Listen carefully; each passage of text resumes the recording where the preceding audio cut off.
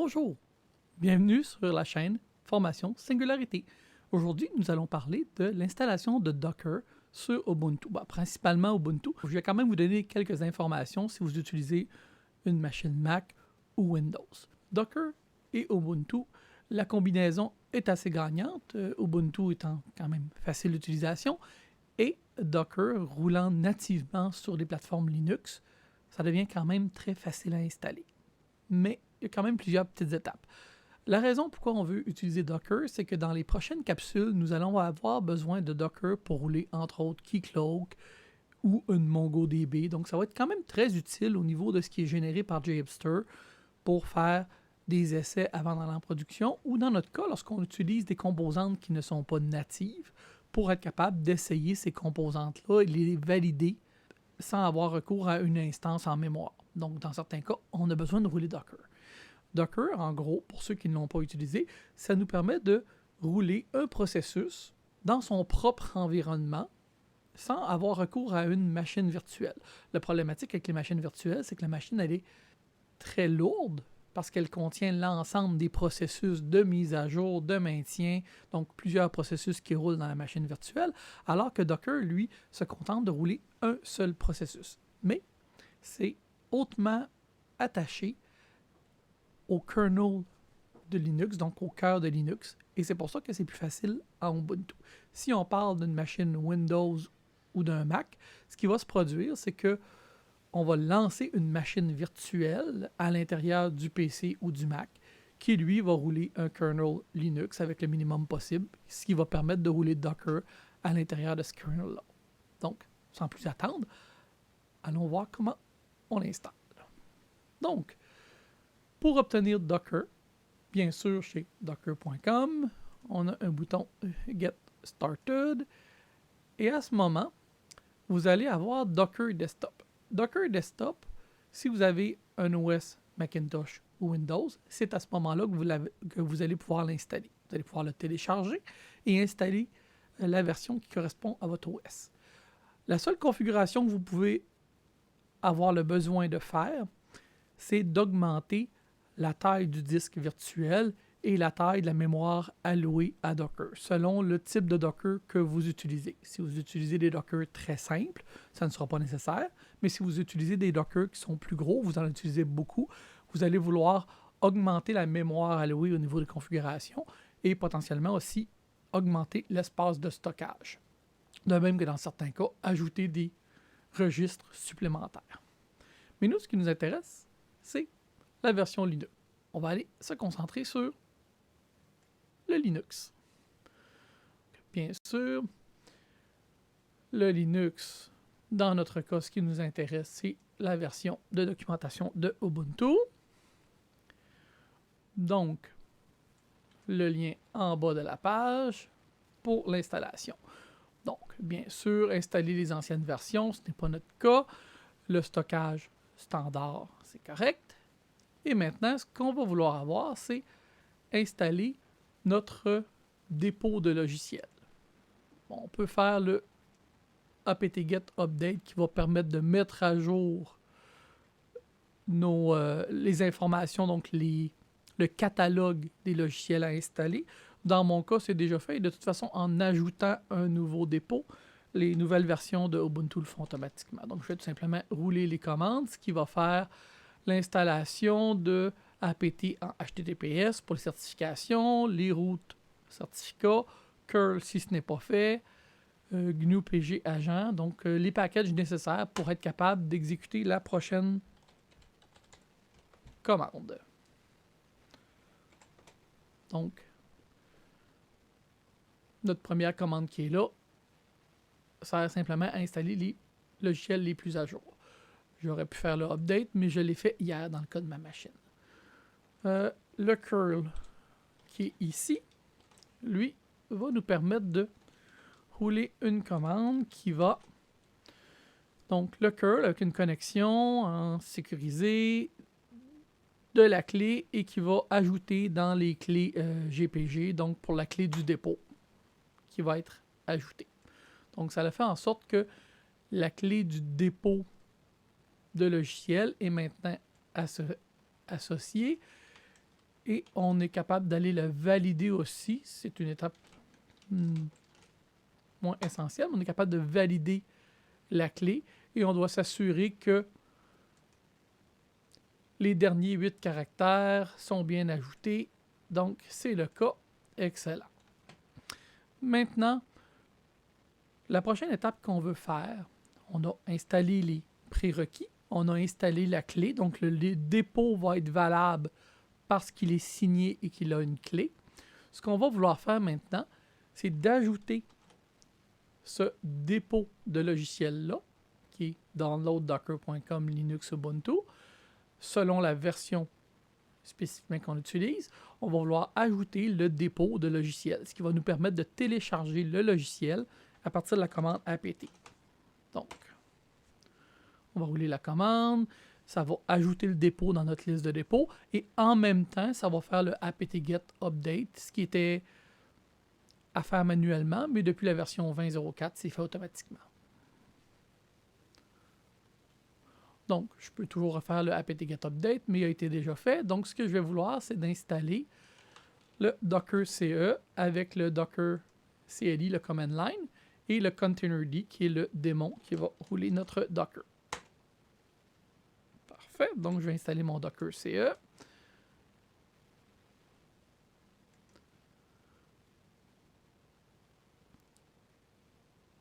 On n'a pas besoin d'installer une version spécifique.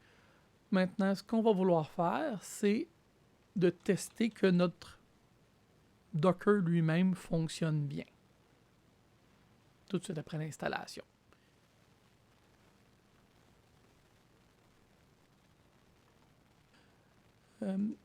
Et maintenant, ce qu'on veut faire, c'est d'utiliser pour valider que notre Docker est bien capable de rouler. Donc, la commande docker run va rouler une version particulière d'une image Docker. L'image Docker ne fait qu'une seule chose, c'est de faire hello from Docker. Donc, ça a fonctionné, ça a fait le message, ça nous confirme que c'est fonctionnel. Et je peux maintenant faire différentes étapes. Donc, je peux faire Docker PS qui va me donner l'ensemble des Docker qui roulent en ce moment, c'est-à-dire aucun, parce que ce Docker-là a arrêté de fonctionner immédiatement après avoir roulé. Je peux faire Docker-AS pour voir l'ensemble des versions qui roulent. Donc, notre Hello World, il est là. Je pourrais aussi le redémarrer. Donc, je pourrais faire Docker Start et je pourrais utiliser l'identifiant du conteneur directement. Donc, Docker Start, prendre le numéro, CTRL-SHIFT-C, CTRL-SHIFT-V. Et on va rerouler le même Docker. Donc, il a roulé une deuxième fois. Puis, il a terminé immédiatement, bien sûr, sans log cette fois-ci, parce que je l'ai roulé sans être attaché sur les logs. J'étais en mode détaché. Maintenant, je peux le rerouler aussi avec le nom de la machine ici. Donc, le nom qui s'appelle Priceless Matsumoto. C'est un nom donné au hasard. Donc, je peux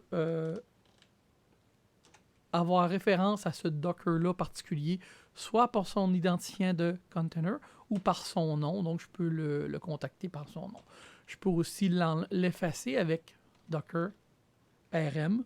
Je vais me garder ça un petit peu plus tard. Ce qu'on se rend compte, c'est que si je fais Docker PS avec mon usager normal, je n'ai pas le droit, je n'ai pas les permissions. Puis c'est là où beaucoup de gens vont faire l'erreur d'arrêter l'installation.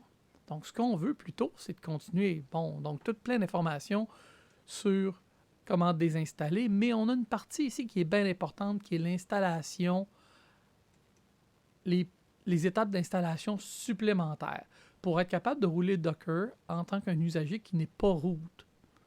Donc, ce que je vais faire, c'est que je vais ajouter le groupe. Parfait. Qui doit être déjà existant dans Docker, dans Ubuntu, parce que l'installation le fait automatiquement. Mais là, ce que je veux faire, c'est de rajouter le groupe à mon usager connecté. Maintenant, si je fais Groups, je vais me rendre compte que je n'ai pas ce groupe-là. En fait, La seule façon que je peux avoir le groupe, c'est de fermer ma session ou la réouvrir. Une alternative, c'est de faire SU pour changer d'usager et d'aller prendre mon usager, dans mon cas c'est Sol. Je vais me connecter comme étant mon usager. Et à partir de ce moment, si je fais groupe, je devrais voir mon groupe Dockers. Et à ce moment-là, je vais pouvoir faire Docker PS ou Docker PS.AX, excusez, pour voir la liste des images. Je vais aussi pouvoir faire Docker RM de mon image exacte.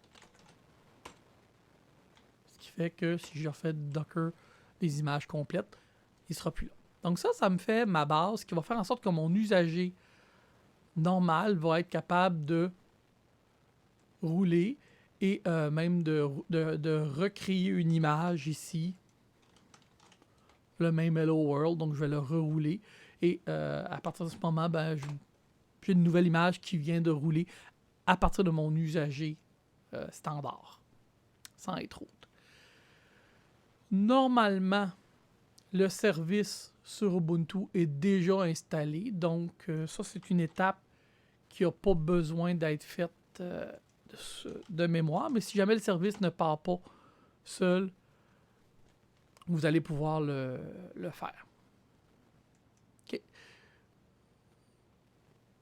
À la fois le Docker et le Containerd, donc vous pouvez le faire par précaution, mais de mémoire, c'est déjà fait. Parfait. La chose qui va nous rester, c'est Docker Compose. Donc, l'ensemble de ça, c'est correct. Donc, ici à gauche, on a Docker Compose. Donc, on va vouloir installer Docker Compose.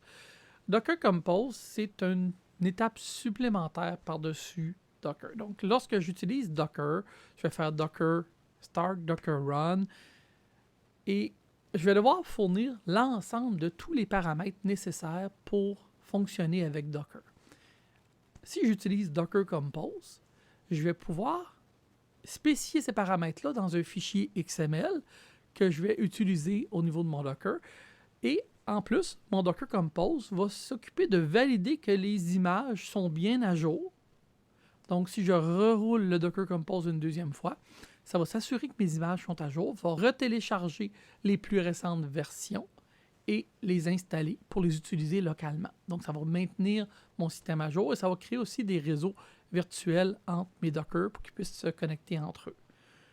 Ce que Docker de base a un peu de lacunes, dans le sens que c'est des commandes très simples, mais il faut tout faire à la main. Donc, il faut effacer les images, il faut faire la promotion, les mettre à jour, alors que Docker Compose va faire ça automatiquement. Sur le Mac, c'est installé avec le Docker Desktop, Windows aussi, mais sous Linux, on doit l'installer. Donc, comment downloader la dernière version qui va se copier, donc c'est un binaire qui va se copier automatiquement dans le user local bin. Donc, ça va télécharger, curl va télécharger la version en utilisant uname-s, donc uname-s qui est le Linux, et le -m qui est la plateforme, donc un Linux 64. Parfait. Je vais toujours vérifier avant de télécharger les commandes pour plus de sécurité. Donc, je peux télécharger et normalement, je devrais avoir un Docker Compose qui bientôt est fonctionnel, à l'exception que je dois le mettre exécutable. Donc, exécutable.